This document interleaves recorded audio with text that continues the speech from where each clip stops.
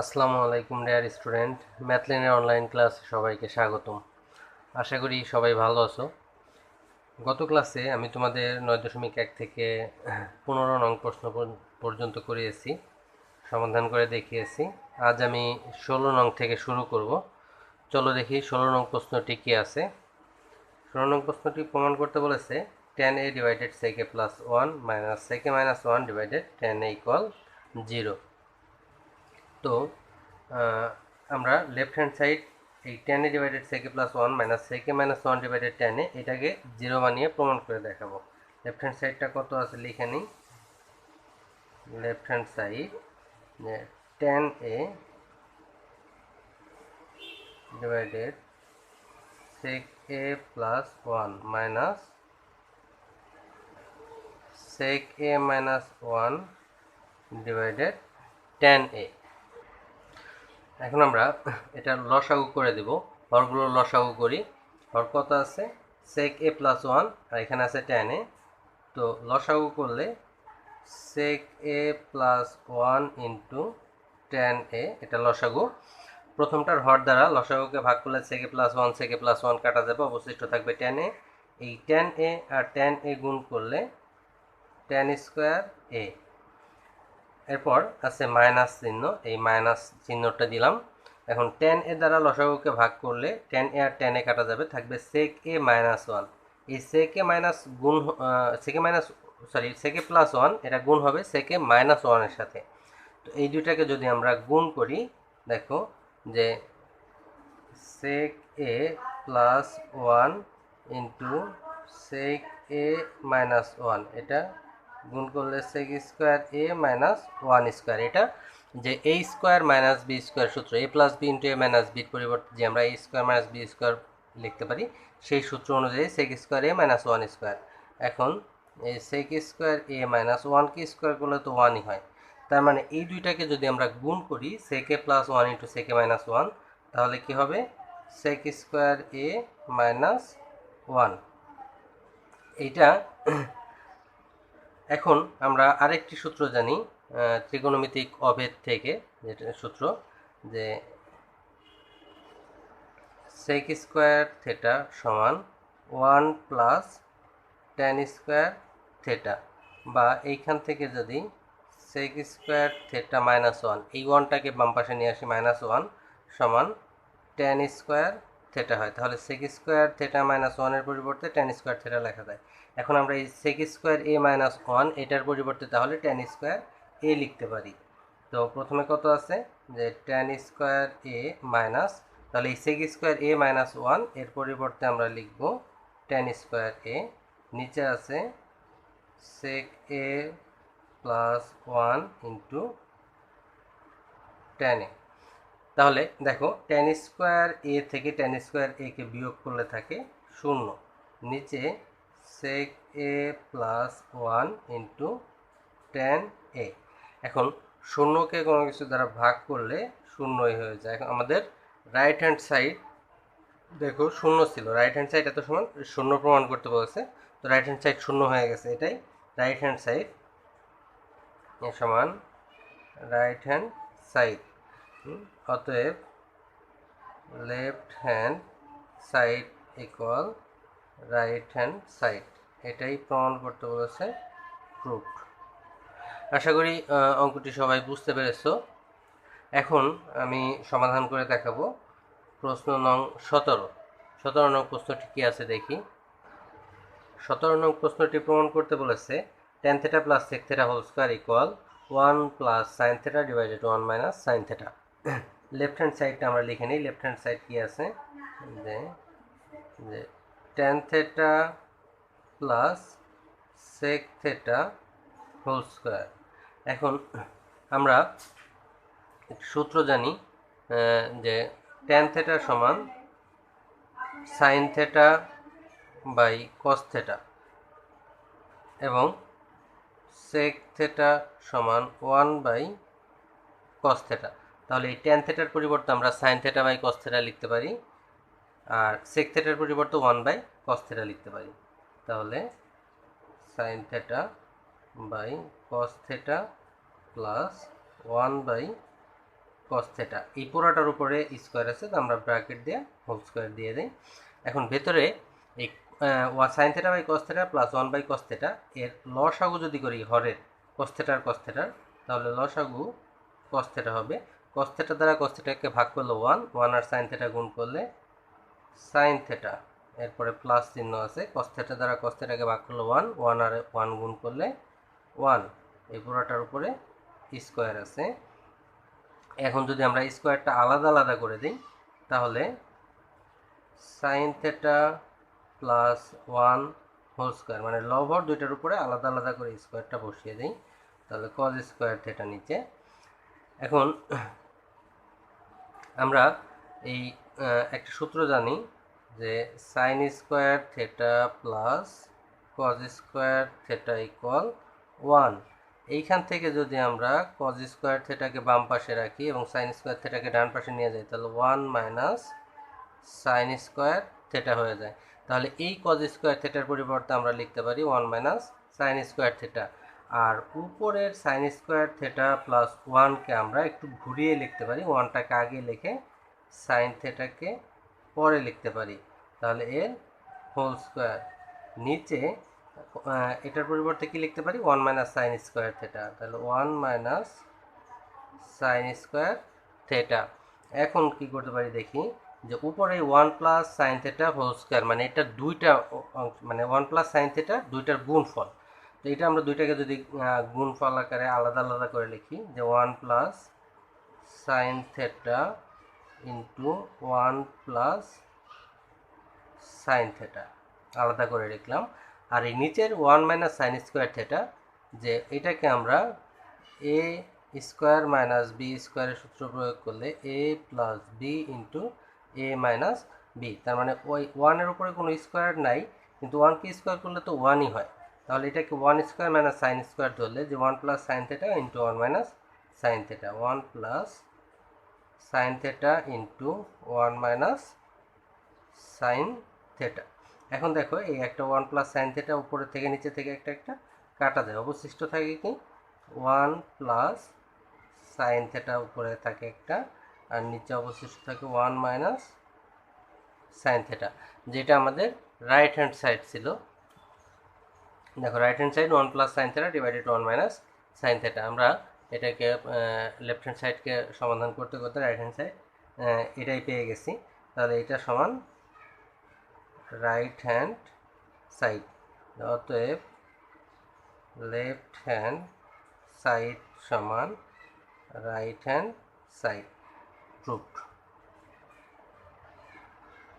আশা করি সবাই বুঝতে পেরেছো।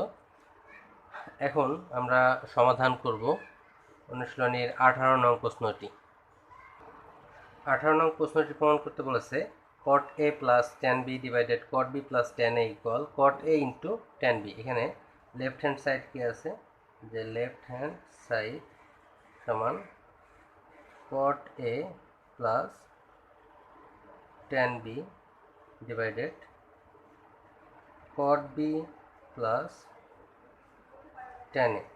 এখন এইখানে আমরা উপরের cot a আর tan b কে চেঞ্জ করে আমরা এই cot-কে 1/tan a এবং tan-কে 1/cot লিখতে পারি, অথবা এই নিচের cot আর tan-কে চেঞ্জ করে এই cot-এর পরিবর্তে 1/tan আর এই tan-এর পরিবর্তে 1/cot, যে কোনো একটাকে পরিবর্তন করে আমরা এই প্রশ্নটি সমাধান করতে পারি। তাহলে আমরা যদি নিচেরটা চেঞ্জ করি, উপরের cot a plus tan b যেমন আছে এরকমই থাকবে, নিচের cot b এর পরিবর্তে আমরা 1/tan b লিখে দিলাম, প্লাস এই tan এর পরিবর্তে 1/cot a লিখে দিলাম। কারণ আমরা জানি কি, যে যেহেতু tan থিটা সমান 1/cot থিটা আর cot থিটা সমান 1/tan থিটা, এটা সূত্র। তো এখন নিচের অংশটাকে আমরা লসাগু করি, উপরে cot a plus tan b রয়ে গেল, নিচের এটা লসাগু করলে tan b cot a, এটা লসাগু করলে হবে যে cot a into tan b। এখন এই tan b দ্বারা cot a tan b কে ভাগ করলে tan b আর tan b কাটা যাবে, থাকবে কি cot a। এই cot a উপরের এই 1 এর সাথে গুণ করলে cot a হবে, এরপর আছে প্লাস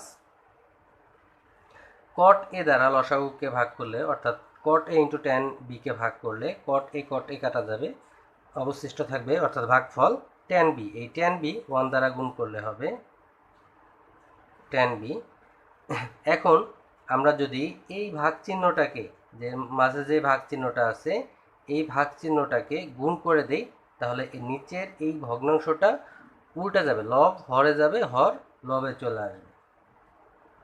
তাহলে যে cot a plus tan b এর সাথে এই ভাগ চিহ্নটাকে যদি গুণ করে দেই, তাহলে নিচের এই cot a-টা উপরে চলে যাবে, cot a tan b, আর এই cot a plus tan b নিচে চলে আসবে, cot a plus tan b।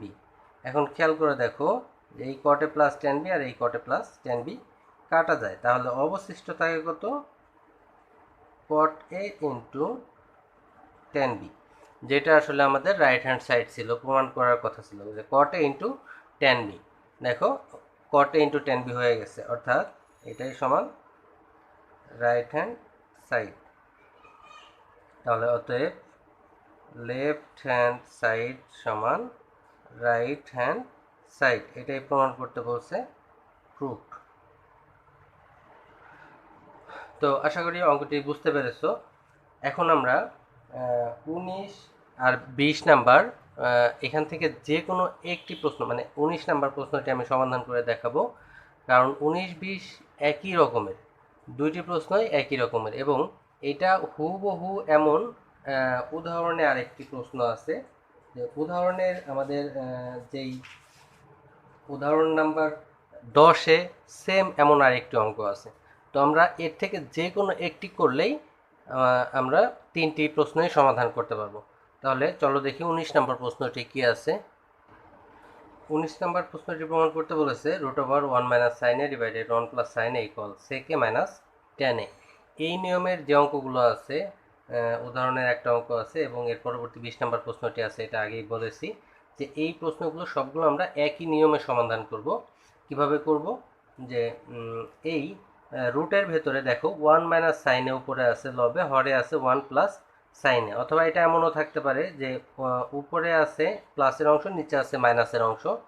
তো এই সব ক্ষেত্রে উপরে যে অংশটা থাকবে এইটা দ্বারা লব হর দুইটাকেই, মানে লবে যে অংশটা থাকবে এটা দ্বারা লব হর দুইটাকেই গুণ করতে হবে।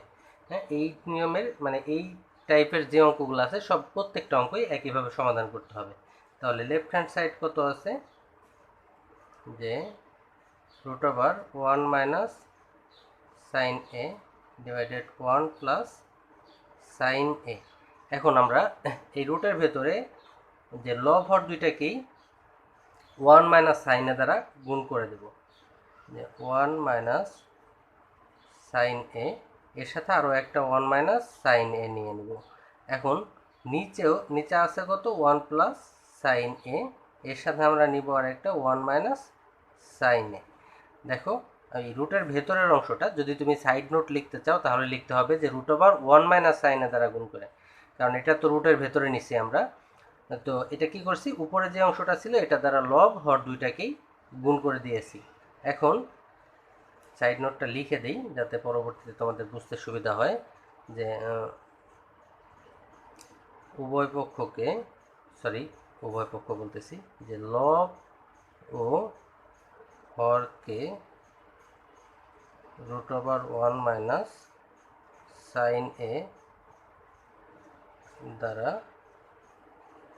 গুণ করে।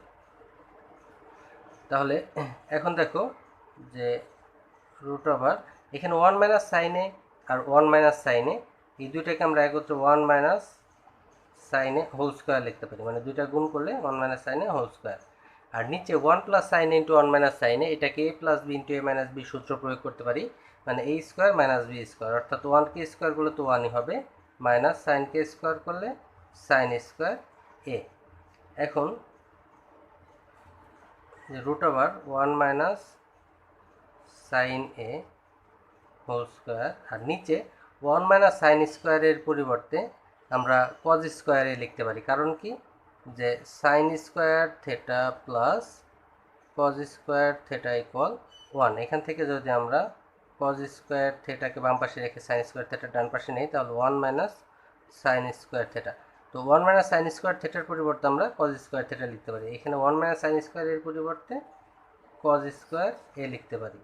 এখন দেখো যে এই দুইটির উপরেই সম্পূর্ণ অংশটার উপরে রুট আছে এবং এই দুইটার উপরেই স্কোয়ার আছে। তো এটাকে আমরা 1 minus sine A divided cause A এই পুরোটার উপরে স্কোয়ার দিতে পারি। তাহলে এই রুট আর স্কোয়ার চলে গেলে, বাদ হয়ে গেলে থাকে কি 1 মাইনাস সাইন এ, নিচে থাকে কজ এ।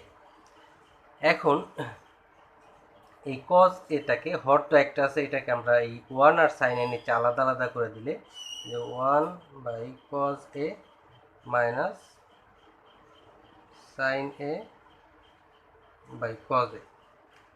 এই 1 বাই কজ এ সমান আমরা জানি sec A, minus sine A by cos A সমান জানি ট্যান এ। এটা সূত্র, যেহেতু সেক থেটা সমান 1 বাই কজ থেটা এবং ট্যান থেটা সমান sine theta by cos theta. তো এখানে আমাদের রাইট হ্যান্ড সাইড ছিল যে সেক এ মাইনাস ট্যান এ। আমরা দেখো লেফট হ্যান্ড সাইডকে সমাধান করে right hand side sec A minus tan A পেয়ে গেছি, সমান রাইট হ্যান্ড সাইড।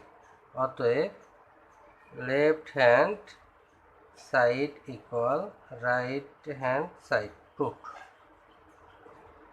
তোমরা 20 নাম্বার এবং উদাহরণের যে 10 নাম্বার প্রশ্নটি আছে এটি সেম একইভাবে এই 19 নাম্বার অঙ্কের মতোই সমাধান করবে।